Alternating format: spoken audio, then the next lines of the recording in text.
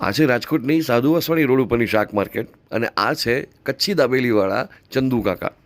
60 વર્ષની ઉંમરે પણ ચંદુ કાકા ખૂબ સ્ટ્રગલ કરી રહ્યા છે.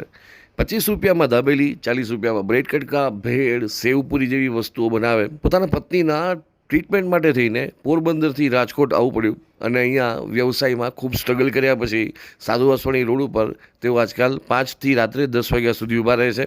અહીંયા સરસ મજાની દાબેલી જેમાં ભરચક માવો હોય, સાથે સિંગદાણા હોય, સેવ હોય, 3 પ્રકારની ચટણી જે ઘરેથી જ બનાવીને લઈને આવે છે અને એકદમ ચોખ્ખી રીતે દાબેલી બનાવીને લોકોને ખવડાવે છે. આ કાકાને કોઈ સંતાન નથી, એ જાતે જ સંઘર્ષ કરી રહ્યા છે અને પોતાનું અને પોતાની પત્નીનું ગુજરાન ચલાવી રહ્યા છે. રાજકોટમાં શરૂઆતમાં તો એમણે એક્ટિવા ઉપર દાબેલી વેચવાનું શરૂ કર્યું હતું, પરંતુ સ્થાયી જગ્યાના અભાવને કારણે એમને કાયમી ગ્રાહક વર્ગ મળી શકતો નહોતો.